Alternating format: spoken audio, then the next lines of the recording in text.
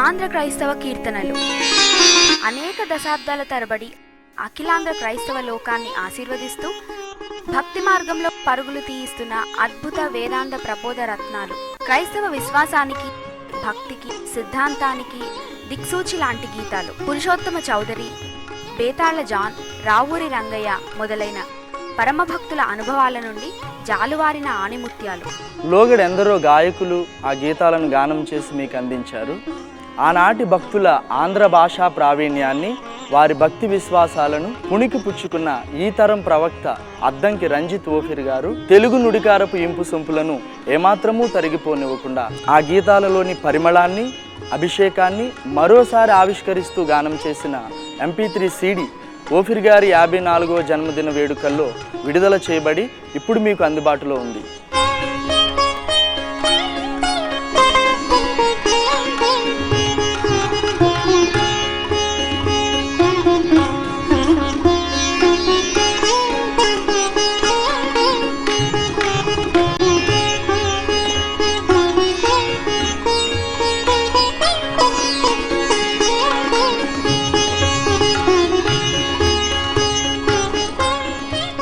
వివరములకు సంప్రదించండి 9908773008 9955110044. శుభోదయం. Good morning everybody.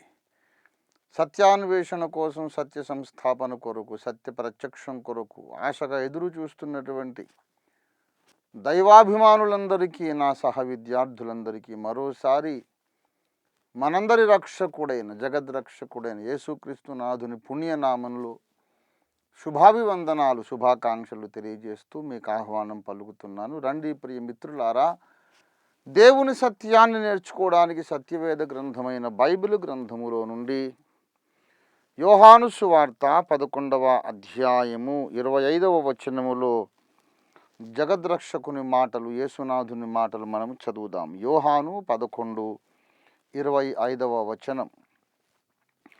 అందుకు యేసు, పునరుత్థానమును జీవమును నేనే. నా యందు విశ్వాసముంచువాడు చనిపోయినను బ్రతుకును, బ్రతికి నా యందు విశ్వాసముంచువాడు ఎన్నటికి చనిపోడు. ఈ మాట నమ్ముచున్నావా అని ఆమెను అడిగెను.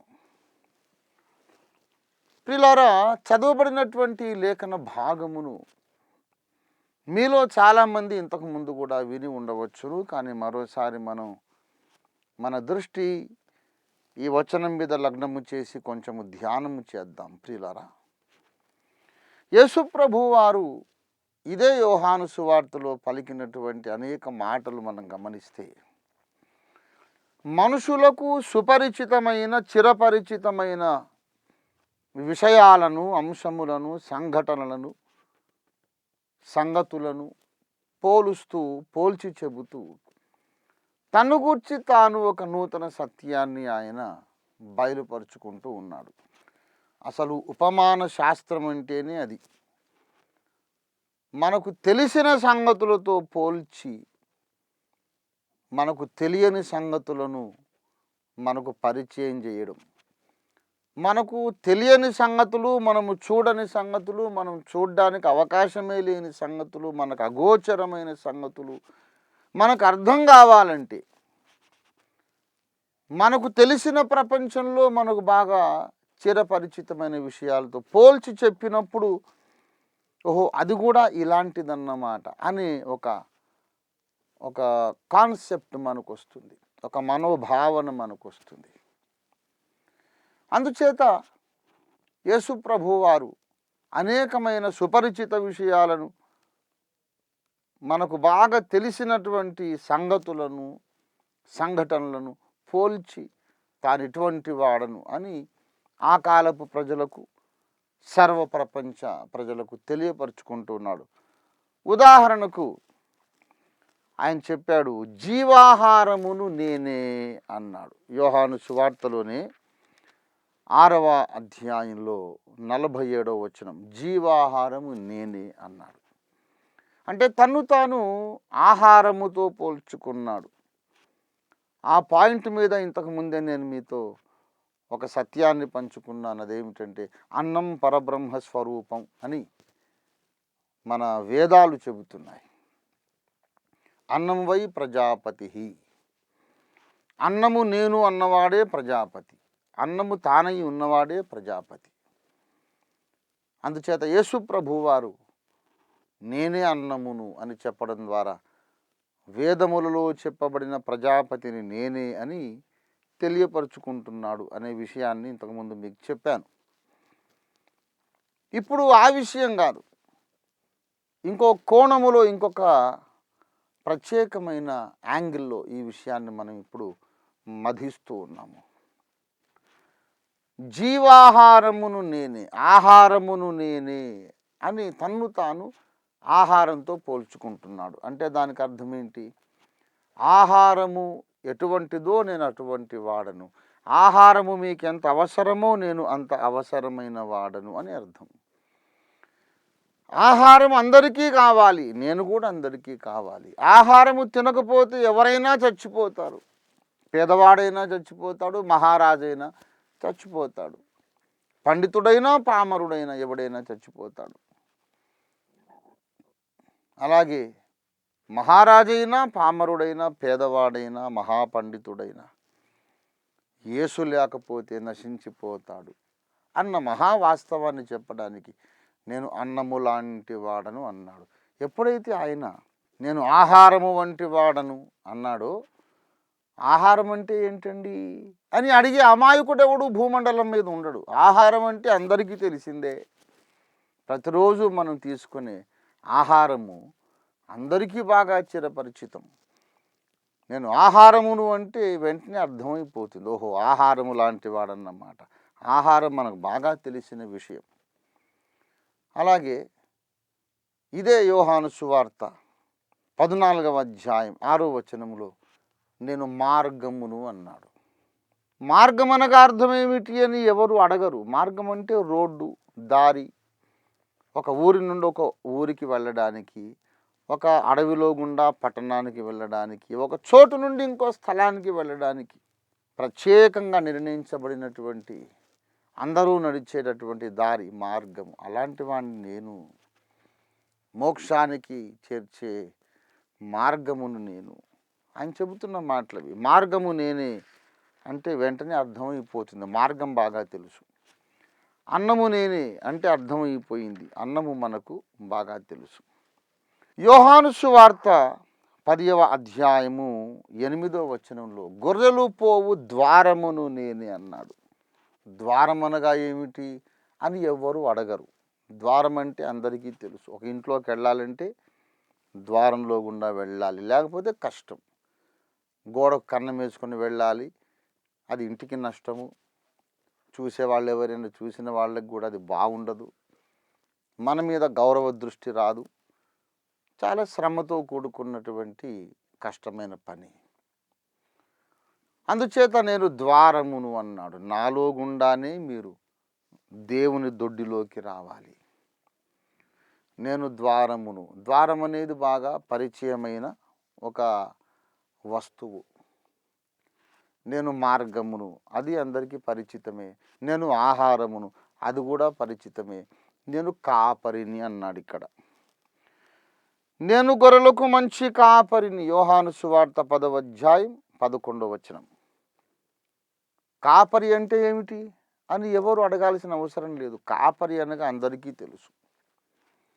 అలాగే నేను రాజునన్నాడు, నేను కాపరినన్నాడు, నేను ద్వారమునన్నాడు, నేను అన్నమునన్నాడు, నేను మార్గమునన్నాడు.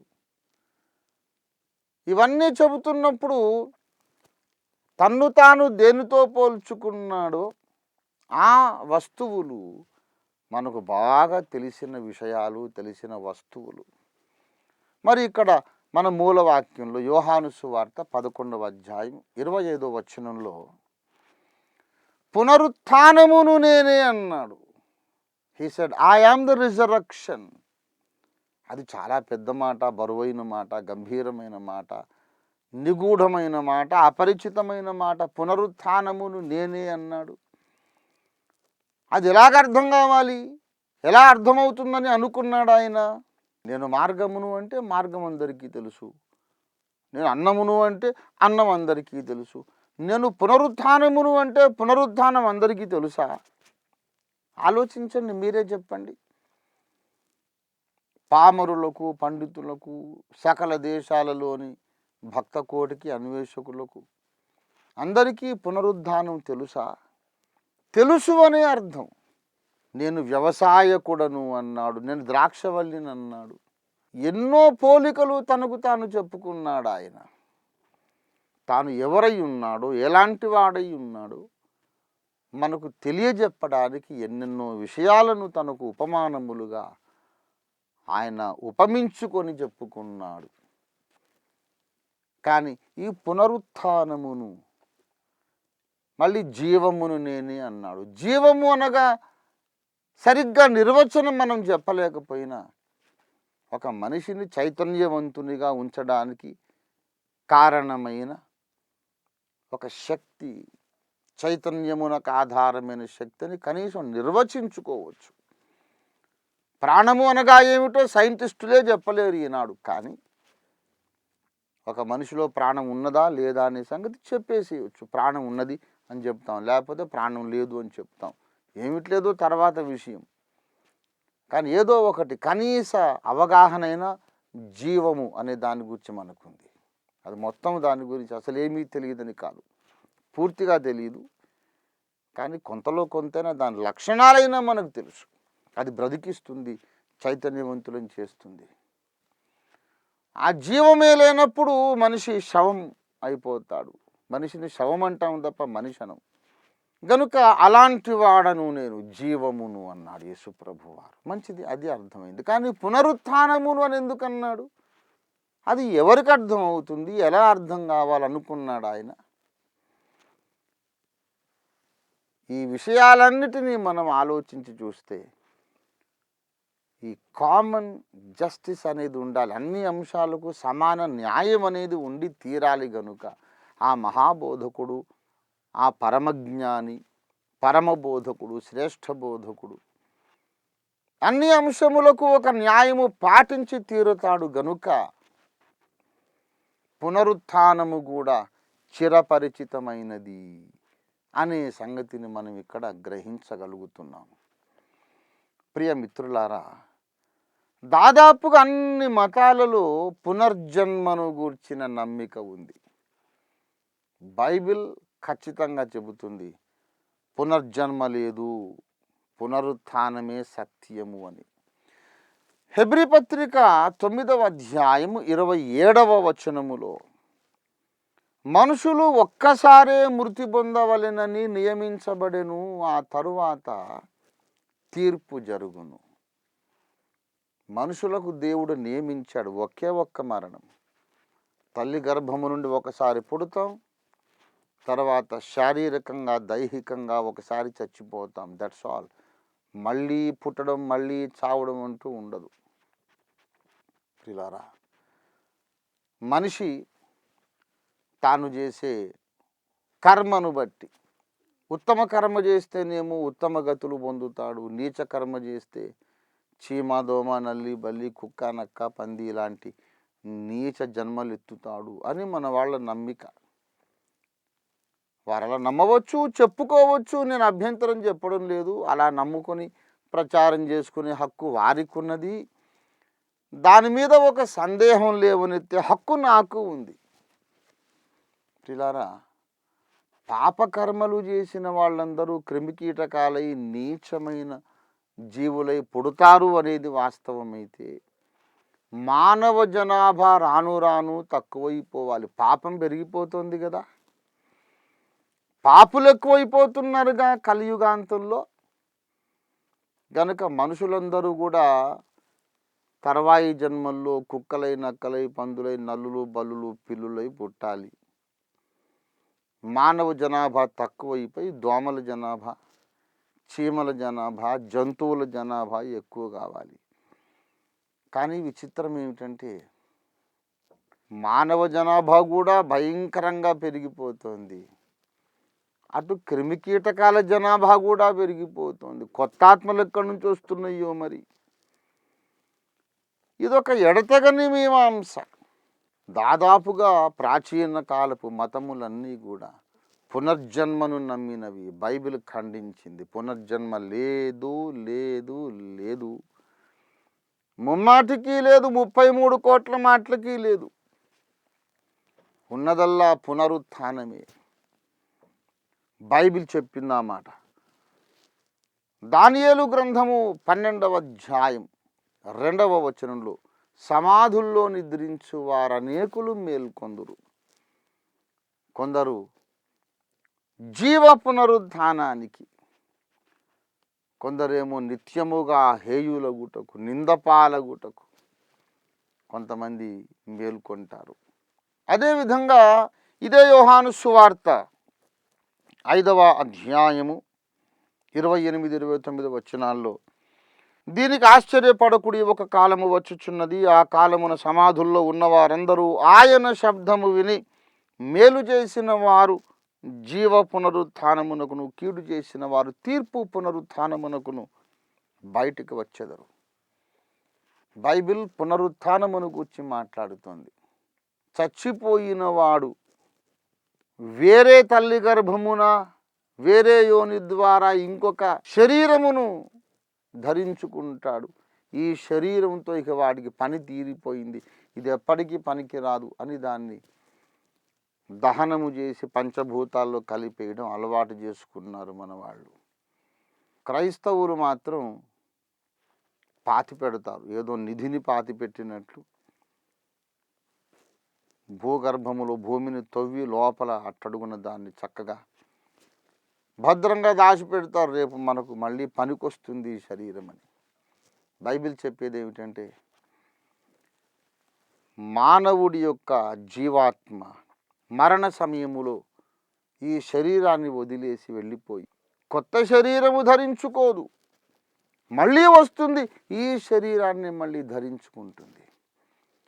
అది ఎలా జరుగుతుంది అని అడుగుతున్న వాళ్లకు జవాబు యేసు పునరుత్థానం. యేసు ప్రభువారు చనిపోయారు, మళ్ళీ 3వ దినమున తిరిగి లేచారు, పాతాళంలోకి వెళ్ళారు, దుష్టశక్తులతో పోరాడి, మరణముతో పోరాడి జయించి తిరిగి వచ్చి ఏ దేహాన్ని వదిలి వెళ్ళాడు అదే దేహాన్ని యేసు ధరించుకున్నాడు.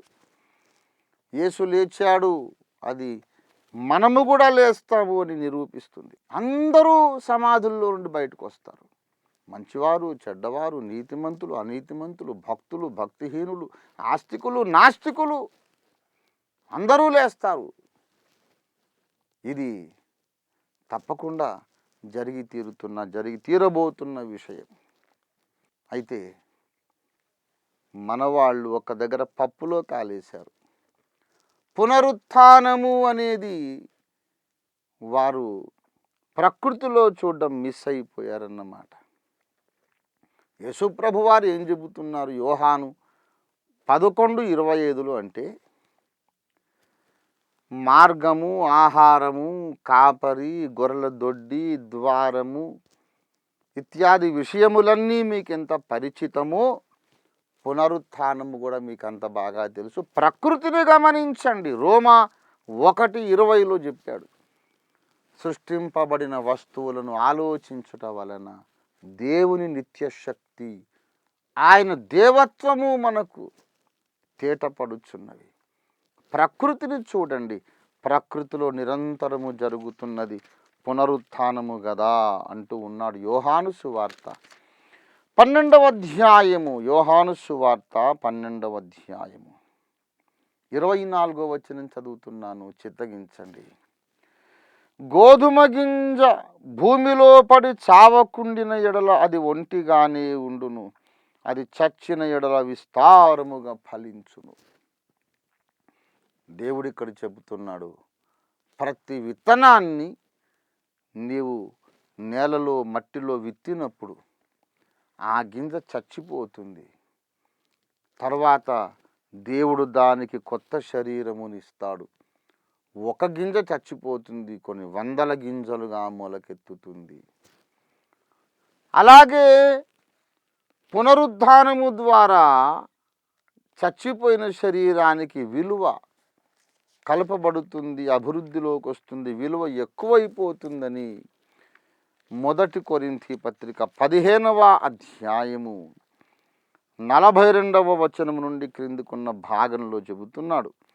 మృతుల పునరుత్థానమును అలాగే శరీరము క్షయమైనదిగా విత్తబడి అక్షయమైనదిగా లేచును, ఘనహీనమైనదిగా విత్తబడి మహిమగలదిగా లేపబడును, బలహీనమైనదిగా విత్తబడి బలమైనదిగా లేపబడును.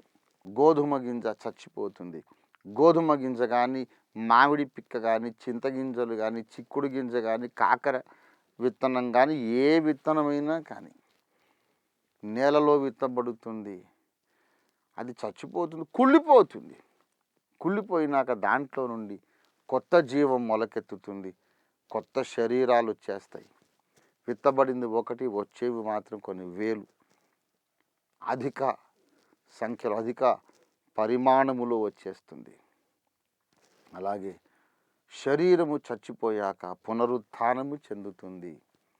యేసు పునరుత్థానం పునర్జన్మ సిద్ధాంతము తప్పున్నర తప్పు అని నిర్ద్వంద్వంగా నిరూపిస్తోంది. ఆ తర్వాత వచ్చినటువంటి ఖురాన్ షరీఫ్ కూడా అదే చెబుతుంది. బైబిల్లో చెప్పిన సత్యమే, మృతులందరూ లేస్తారని. ఆ దినమున తీర్పు తీర్చేవాడు ఇంకెవరో కాదు, యేసు ప్రభువే తీర్పు తీరుస్తాడని ఖురాన్ షరీఫ్ కూడా చెబుతుంది. గనక ప్రియ మిత్రులారా, యేసు త్వరగా రానై ఉన్నాడు. మొదటి మానవుడైన ఆదాము మొదలుకొని ఆఖరి మానవుడు వరకు చచ్చిపోయిన ప్రతి ఒక్కరూ సమాధుల్లో నుండి పునరుత్థాన శరీరాలతో బయటకు వస్తారు. బ్రతుకున్న వాళ్ళ శరీరాలు కూడా అక్షయ దేహాలుగా మార్చబడతాయి. ఆ సమయానికి దేవునితో యేసు రక్తము ద్వారా సమాధాన పడిన వారుంటే వారు నిత్య మహిమలోకి వెళ్ళిపోతారు, మోక్ష సుఖములలోకి వెళ్ళిపోతారు. మరణించేదాకా లేక యేసు వచ్చేదాకా దేవునితో యేసు రక్తము ద్వారా సమాధాన పడకుండా కాలము గడిపిన వారు నిత్య అగ్ని దండనలోకి వెళతారు. ఇది బైబిల్ చెబుతున్న సత్యము, బెదరింపు కాదు సుమా. దేవుడు చెప్పమన్నది చెప్పాను, నమ్మితే. ఒకవేళ మీ దృష్టికి ఇది న్యాయముగా కనిపిస్తూ ఉంటే వెంటనే ఉన్న చోట మోకరించండి, యేసు ప్రభువా నా పాపాలు క్షమించండి అని వేడుకొనండి. నమ్మి బాప్తిస్మం పొందండి, ధన్యులు కండి. ప్రార్థించుకుందాం. ఆంధ్ర క్రైస్తవ కీర్తనలు అనేక దశాబ్దాల తరబడి అఖిలాంధ్ర క్రైస్తవ లోకాన్ని ఆశీర్వదిస్తూ భక్తి మార్గంలో పరుగులు తీయిస్తున్న అద్భుత వేదాంత ప్రబోధ రత్నాలు, క్రైస్తవ విశ్వాసానికి, భక్తికి, సిద్ధాంతానికి దిక్సూచి లాంటి గీతాలు. పురుషోత్తమ చౌదరి, బేతాళ జాన్, రావూరి రంగయ్య మొదలైన పరమభక్తుల అనుభవాల నుండి జాలువారిన ఆణిముత్యాలు. లోగడెందరో గాయకులు ఆ గీతాలను గానం చేసి మీకు అందించారు. ఆనాటి భక్తుల ఆంధ్ర భాషా ప్రావీణ్యాన్ని, వారి భక్తి విశ్వాసాలను పుణికి పుచ్చుకున్న ఈ తరం ప్రవక్త అద్దంకి రంజిత్ ఓఫిర్ గారు తెలుగు నుడికారపు ఇంపు సొంపులను ఏమాత్రమూ తరిగిపోనివ్వకుండా ఆ గీతాలలోని పరిమళాన్ని, అభిషేకాన్ని మరోసారి ఆవిష్కరిస్తూ గానం చేసిన MP3 CD ఓఫిర్ గారి 54వ జన్మదిన వేడుకల్లో విడుదల చేయబడి ఇప్పుడు మీకు అందుబాటులో ఉంది.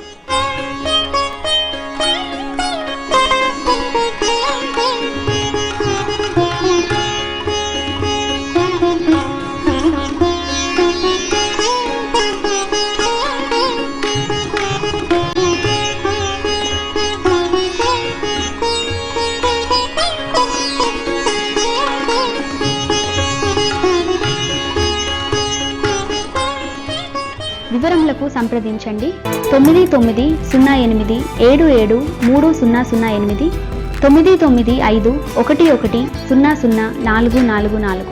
ప్రేమ కలిగిన మా మహాపరిశుద్ధ తండ్రి, నీ దివ్య వాక్యము కొరకు నీకు వందనాలు. పునరుత్థానమే సత్యము, ఆ తర్వాత తీర్పు తథ్యము అని మీరు సెలవిచ్చిన వాక్కును విన్న వారందరి హృదయంలో నూరంతలుగా ఫలింపజేసి వారికి రక్షణ భాగ్యము ప్రాప్తింపజేయమని యేసయ్య పుణ్యనామమున స్తుతించి వేడుచున్నాం తండ్రి.